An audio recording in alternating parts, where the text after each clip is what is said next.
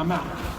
But again, this is where the right tool comes in. We put this equation into a filter search. That filter search helps us see that this company, though trading at 23, is actually worth 51, and that gives us that margin of safety. Right? If you look at this company, we got to go back to step number one. We got to make sure it's a healthy business. 14 out of 20, check. And just based on those two pieces of information, we see that this company runs from $23 up to $55. That is a good trade. Having the right knowledge, being able to take action with the right tools. Same is true on the other side. Here's GM. Actual price is $54. Projected value is only $11. Wait, why? Let's look under the hood. That was a car joke. Some of you guys got it. 4 out of 20. Not a healthy business. And so, not a healthy business, not on sale, and you look at this chart and see where it goes. This thing started at 54, it drops to $11. Ouch. But not me.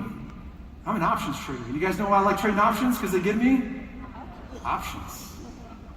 I can trade this chart to the downside.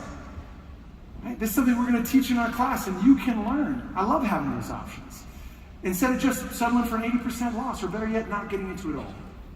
Guys, those are just hacks number one and number two. I told you the third hack is the most important. You're going to want to pay attention to this one. This is the question I get from everybody when they learn what I do. They ask me, Ben, where do I buy and where do I sell? You guys want to learn where to buy and where to sell? Timing is important. But in order to do that, we have to ask this question. We got to start with why. Why do prices go up and go down? Well, the answer is a biblical principle. First mentioned, book of Exodus. It's this idea of supply and demand. That's what we're going to get into it. But when we understand that, we got to ask, wait, what's causing this?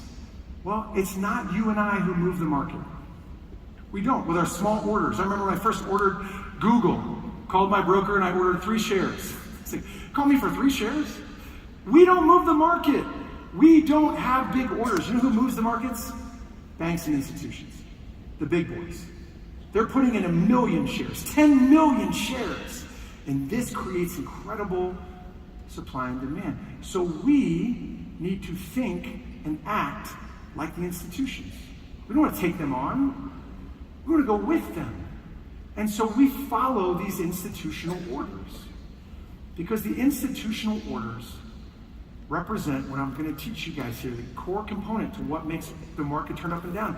And that is a biblical principle. That's the principle of supply and demand. When there's